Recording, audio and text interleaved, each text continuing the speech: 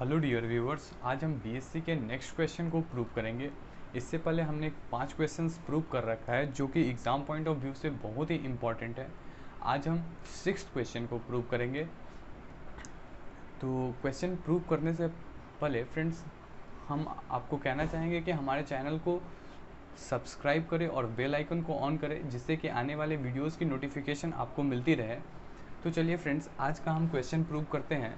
आज हमारा जो क्वेश्चन है वो है कि prove that the necessary and sufficient conditions for the existence of the inverse of square matrix is that it must be non singular. Friends, तो आज का हमारा यही क्वेश्चन है कि कोई भी इनवर्स स्क्वायर मैट्रिक्स एग्जिस्ट तभी करेगा जब वह नॉन सिंगुलर होगा।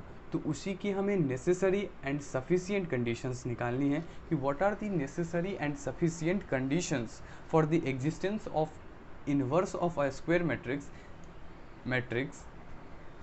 That is it must be non singular.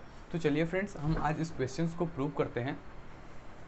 तो सबसे पहले फ्रेंड्स, हम देखते हैं कि इसकी नेसेसरी कंडीशंस क्या है। क्लियर फ्रेंड्स, सबसे पहले हम इसको देखते हैं कि आज हमारा नेसेसरी कंडीशंस क्या है इस क्वेश्चन की। तो लिख लेंगे necessary conditions.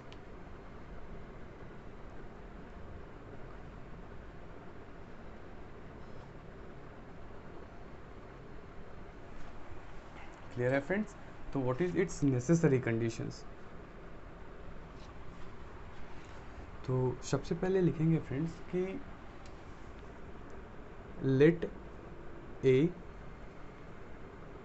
B a square matrix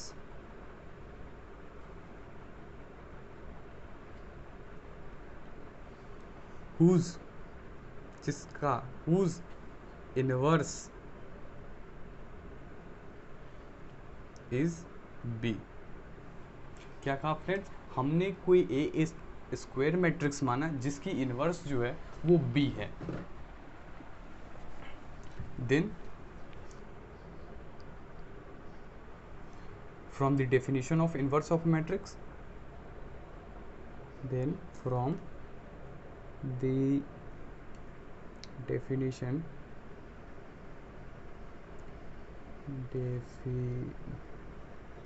then from the definition of the inverse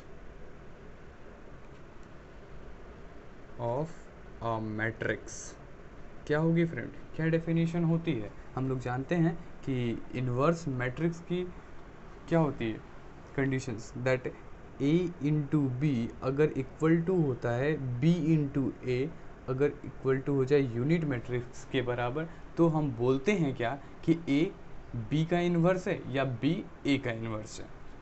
clear है फ्रेंड्स? तो जहाँ पे ये i जो है हमारा यूनिट मैट्रिक्स है, where I is the unit matrix। Clear friends? जहाँ पे I जो है ये हमारा यूनिट मैट्रिक्स है। नाउ फ्रेंड्स, अब हम लेते हैं मान लेते हैं कि A B equal to unit matrix है। यहाँ पर अभी है तो वी टेक, हम लोग ले लेते हैं कि ए बी इक्वल टू, हम लोग लेकर चलते हैं फ्रेंड्स कि हमारा A B equal to unit matrix है। क्लियर है फ्रेंड? और हम दोनों तरफ अब डिटर्मिनेंट ले लेते हैं, यानी determinant of A B equal to unit matrix का डिटर्मिनेंट फ्रेंड्स। क्लियर है? तो हम फ्रेंड्स, हम जानते भी है कि determinant of A B equal to हो सकता है determinant of A into determinant of B. तो इसको लिख लेंगे that is equal to determinant of A into determinant of B, और यूनिट मैट्रिक्स का determinant that is equal to 1 होता है। क्लियर है फ्रेंड्स? तो फ्रेंड्स, हम यहाँ समझेंगे कि इन दोनों मैट्रिक्स के डिटर्मिनेंट का प्रोडक्ट अगर इक्वल टू 1 है, देयरफॉर न इसकी डिटर्मिनेंट भी नॉट इक्वल टू 0 होगी, न इसकी भी डिटर्मिनेंट की जो वैल्यू है ये भी नॉट इक्वल टू 0 होगी, और इसकी भी डिटर्मिनेंट की जो वैल्यू है वो भी नॉट इक्वल टू 0 होगी। तब ना जाकर इन दोनों के डिटर्मिनेंट का प्रोडक्ट लेंगे तो कहीं ना कहीं नॉट इक्वल टू जीरो आएगा फ्रेंड्स समझ पा रहे हैं फ्रेंड्स हम क्या बोल रहे हैं कि अगर determinant of A into determinant of B अगर 1 के बराबर है तो निश्चित है कि इसकी भी determinant value not equal to zero होनी है और इसकी भी determinant value not equal to zero होनी है। तो देयरफॉर हम लोग लिख लेंगे फ्रेंड्स कि इसकी जो डिटर्मिनेंट वैल्यू है डिटर्मिनेंट ऑफ ए ये नॉट इक्वल टू जीरो होगा। और फ्रेंड्स अब हम जानते भी हैं कि अगर किसी भी मैट्रिक्स का determinant not equal to zero आता है तो वह मैट्रिक्स नॉन सिंगुलर मैट्रिक्स कहलाता है। तो देयरफॉर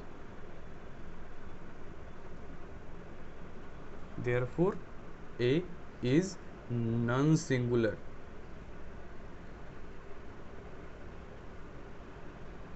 मैट्रिक्स। क्लियर है फ्रेंड्स? तो यही हमारा नेसेसरी कंडीशन है, फ्रेंड्स। तो आशा करते हैं कि ऊपर वाले में कुछ समझने में दिक्कत नहीं आई होगी। फ्रेंड्स अब हम चलते हैं नाउ फ्रेंड्स अब हम लोग चलते हैं सफिशिएंट कंडीशन पे। What is it sufficient conditions? तो सफिशिएंट कंडीशन क्लियर है friends? What is it sufficient condition? तो सफिशिएंट कंडीशन को देखने के लिए सबसे पहले हम लोग मान लेंगे कि ए कोई एक नॉन सिंगुलर मैट्रिक्स है। क्लियर है फ्रेंड्स? तो मान लेते हैं कि लेट द मैट्रिक्स ए, जो मैट्रिक्स मेरा ए है फ्रेंड्स, वो बी नॉन सिंगुलर है, नॉन सिंगुलर मैट्रिक्स है। देन फ्रेंड्स हम लोग जानते हैं कि कोई भी मैट्रिक्स अगर नॉन सिंगुलर होती है तो उसकी determinant value not equal to zero होती है। देन यहाँ पे ए की भी determinant value not equal to zero होगी। क्लियर है फ्रेंड्स? चलिए नाउ अब मान लेते हैं फ्रेंड्स जो b की वैल्यू है वो क्या है। सो मान लेते हैं कि यहाँ पर कि जो मैट्रिक्स b की वैल्यू है वो इक्वल टू है adjoint of A divided by determinant of A. तो लेट द मैट्रिक्स b जो है वो उसकी वैल्यू जो है वो इक्वल टू मान लेते हैं कि ये एडजॉइंट ऑफ a है divided by determinant of a है। Clear friends?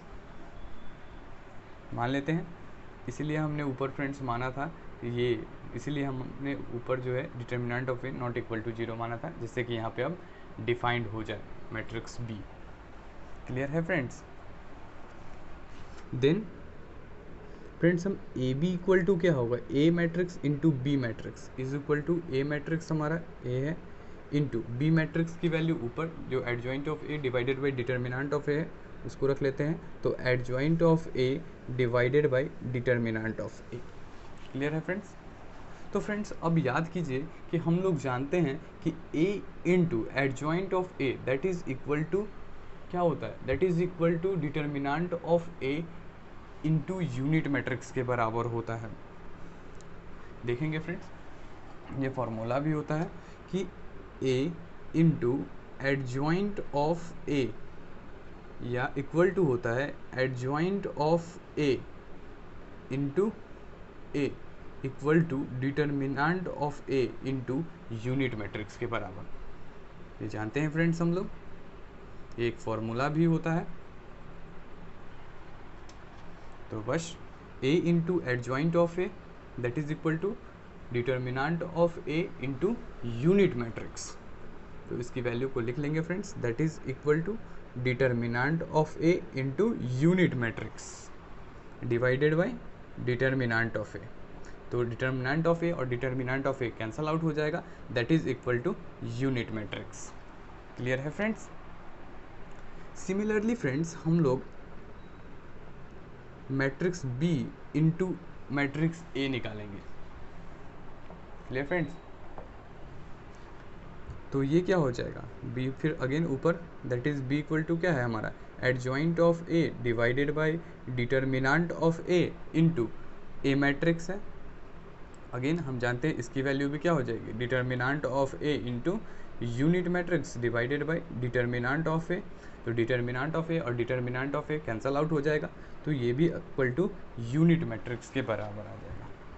प्लस हमने क्या देखा फ्रेंड्स कि matrix A into B equal to है matrix B into A equal to unit matrix के बराबर है। तो हम कह सकते हैं ना फ्रेंड्स कि ए जो है वो इन्वर्स ऑफ बी है या बी जो है वो इन्वर्स ऑफ ए है। तो हम लोग लिख लेते हैं कि दिस मीन्स दैट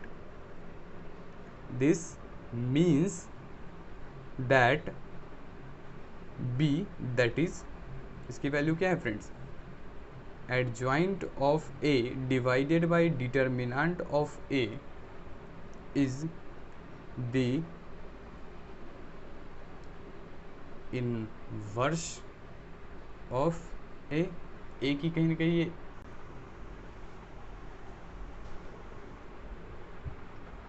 तो हमने क्या लिखा फ्रेंड्स ऊपर स्टेटमेंट कि this means that B that is इसकी वैल्यू क्या है adjoint of A divided by determinant of A is the inverse of A, यानी कि हमारा इनवर्स ऑफ ए एग्जिस्ट करता है। Hence the inverse of A exist.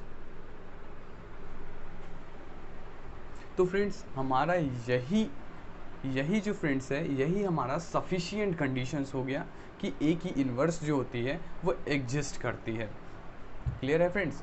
तो हम एक बार फिर से यही हमारा इस क्वेश्चन का फ्रेंड्स पहले प्रूव्ड हो गया, तो एक बार और इस क्वेश्चन को फिर से समझ लेते हैं जिससे कोई भी अगर डाउट हो तो वो हमारा क्लियर हो जाएगा फ्रेंड्स।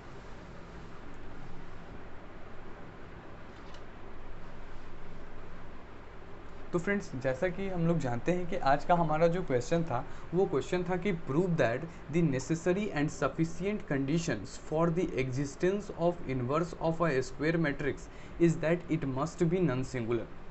Clear friends? तो सबसे पहले हमने इसकी नेसेसरी कंडीशंस को देखी। तो नेसेसरी कंडीशंस को कैसे प्रूव किया इसे देखते हैं। तो सबसे पहले हमने माना कि let A B a square matrix जिसकी इनवर्स जो है वो बी है। Clear friends? देन हम इनवर्स ऑफ मैट्रिक्स से क्या जानते हैं कि a into B equal to B into A equal to unit matrix के बराबर होती है। तो then from the definition of inverse of a matrix we know that matrix a into matrix b is equal to matrix b into matrix a equal to unit matrix where i is the unit matrix. Then हम ले लेते हैं कि A B equal to unit matrix के बराबर। Clear friends? Now दोनों तरफ हम डिटर्मिनेंट ले लेते हैं। तो determinant of A B equal to determinant of unit matrix. तो डिटर्मिनेंट ऑफ ए बी को हम लिख सकते हैं friends determinant of A into determinant of B. Clear? और यूनिट मैट्रिक्स का डिटर्मिनेंट इक्वल टू 1 होता है। ठीक है?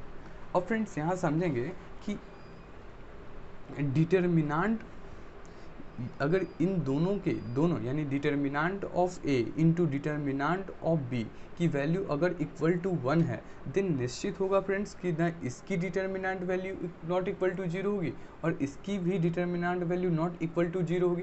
तब तो कहीं ना कहीं ये वैल्यू आएगा, नॉट इक्वल टू 0 वैल्यू आएगा। तो इसीलिए हमने फ्रेंड्स इसकी वैल्यू को लिख लिया कि ये वैल्यू भी determinant of A not equal to 0। Therefore हम जानते हैं कि किसी भी मैट्रिक्स का डिटर्मिनेंट नॉट इक्वल टू 0 होता है देन वो एक नॉन सिंगुलर मैट्रिक्स होता है। क्लियर है फ्रेंड्स? तो हमने हमारा लिख लिया कि therefore A is a non singular matrix. तो ये हमारा नेसेसरी कंडीशंस हुआ। चलिए फ्रेंड्स अब फिर आगे बढ़ते हैं। अब हमारा था सफिशिएंट कंडीशंस क्या होता है। तो सफिशिएंट कंडीशन क्या होता है, इसके लिए इसको प्रूव करने के लिए हमने मान लिया कि ए एक कोई नॉन सिंगुलर मैट्रिक्स है।